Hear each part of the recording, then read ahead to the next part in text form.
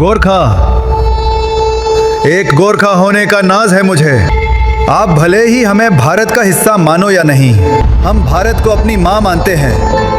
और अगर किसी ने हमारी माँ पर गलत नजर उठा करके भी देखा, कसम काली माँ की, वही के वही उसकी वो आंखें नोच खाऊंगा। जय मां काली।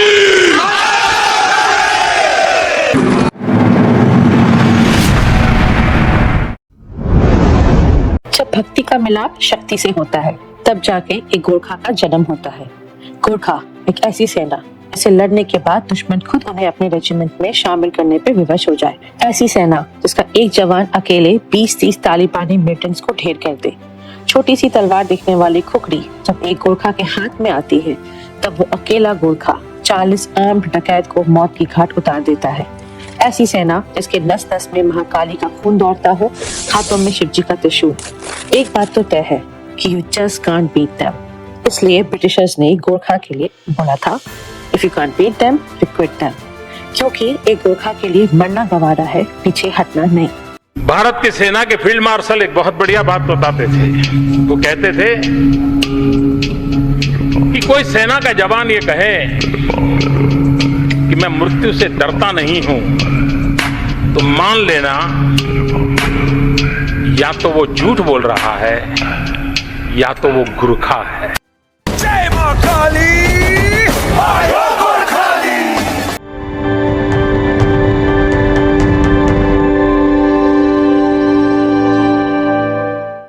गोरखा नेपाल की 77 डिस्ट्रिक्ट में से एक पहाड़ी डिस्ट्रिक्ट है।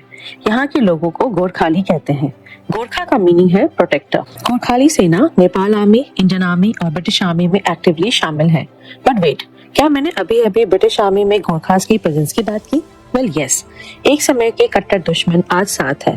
वेल इसके पीछे की कहानी काफी इंटरेस्टिंग है, जो हम वीडियो में आगे जरूर डिस्कस करेंगे। वैसे गोरखा रेजिमेंट सिंगापुर में भी एक्टिव है। अंडर इंडियन आर्मी ये गोरखा रेजिमेंट ने कई भारतीय अवार्ड अपने नाम किए, जैसे 33 महावीर चक्र, 3 परमवीर चक्र, 84 वीर चक्र एक्सेट्रा। भारतीय सेना में गोरखास के कुल 39 बटालियंस हैं, जो 9 रेजिमेंट्स में डिवाइडेड हैं, with total soldier strength of 30,000। हमारे बिपिन रावत साहब भी एक गोरखा थे। गोरखा की पहचान उनके पास मौजूद कुकरी से होती है। नाउ ये कुकरी काफी इंटरेस्टिंग है। दरअसल कुकरी का सीधा संबंध उनकी धार्मिक विचार से है, क्योंकि गोरखा का मानना है ये कुकरी शिव जी के त्रिशूल का अहम हिस्सा है। हेंस हर गोरखा ये कुकरी को काफी गर्व से कैरी करते हैं as a badge of honour, या फिर यूं कहे कि हर एक गोरखा की आत्मा है ये खुखरी।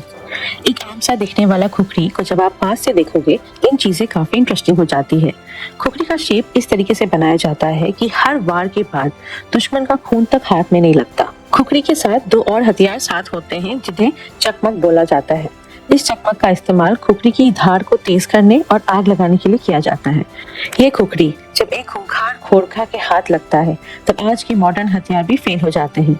2010 में एक रिटायर्ड खुखरी सोल्जर श्री भष्णु शिष्टा ने अकेले 40 आर्म डकैत को ट्रेन में हरा दिया था, उसी खुखरी के सहारे। इस एनकाउंटर में 3 डकैत मारे गए थे और 8 बुरी तरह से घायल हुए थे। हर गोरखा सोल्जर को 2 प्रकार की खुखरी दी जाती है। पहला खुखरी एज अ हथियार और दूसरा एज अ सेरेमोनियल।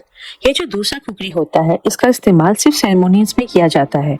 और हाँ, ये दोनों खुखरी एक गोरखा को तब दिया जाता है जब उनकी ट्रेनिंग कंप्लीट होती है। So a Gorkha has to literally earn a khukri. वैसे आई एम श्योर आपने गोरखा सोल्जर्स की थोड़ी टिल्टेड टोपी जरूर देखी होगी। इनकी ये गोरखा तेराई हैट का स्ट्रैप्स गोरखा के मुख के पास होता है, जो उनको ये याद दिलाती है कि जवाब कर्म से देना है, जबान से नहीं, because action speaks louder than voice. पहले गोरखा सेना में सिर्फ नेपाली शामिल थे, लेकिन अब भारत के पहाड़ी इलाके के लोगों ने भी शामिल होना शुरू कर दिया, mainly from Uttarakhand to north east. ये जो गोरखा होते हैं, इनके 2 फेस है। एक मासूम सा दिखने वाला, साहब जी बोलने वाला, और दूसरा is the face of fear. ये इतने निडर होते हैं कि इनको हमेशा युद्ध में फ्रंट फेसिंग, मतलब दुश्मन को टक्कर देने के लिए पहले रखा जाता है। कॉन्गो वॉर 1961 में 3rd गोरखा रेजिमेंट के कैप्टन गुरबचन सिंह में अकेले 61 दुश्मन सैनिकों को मारते हुए वीरगति को प्राप्त हुए थे। ये गोरखा रेजिमेंट वास्तविक रूप से नेपाल से होते हैं। भारत का गोरखा के साथ संबंध शुरू हुआ था with the treaty of Sugauli. Now इस ट्रीटी के पीछे की कहानी काफी इंटरेस्टिंग है, प्लीज हियर मी आउट। तो बात है लगभग 1800 ईस्वी की।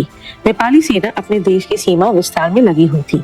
1767 में 2500 ब्रिटिश सैनिक नेपाली आर्मी को भारत की तरफ आने से रोकने में लगी हुई थी।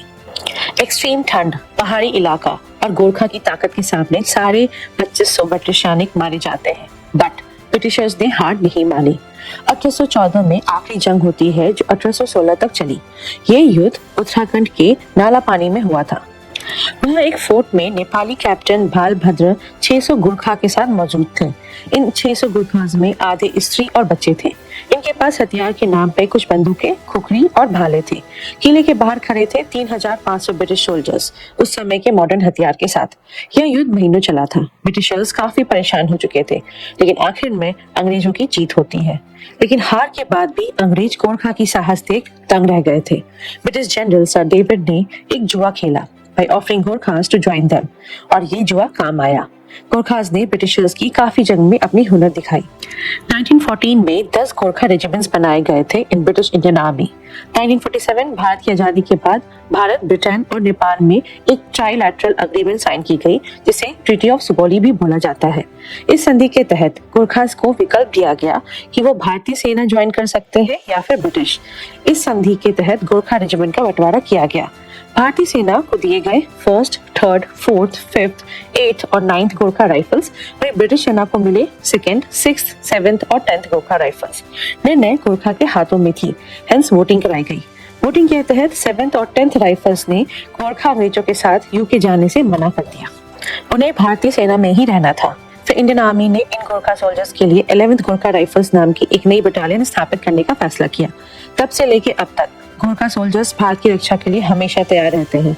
कहाँ मिलते हैं ऐसे सैनिक जो मरना प्रेफर करते हैं लेकिन झुकना नहीं।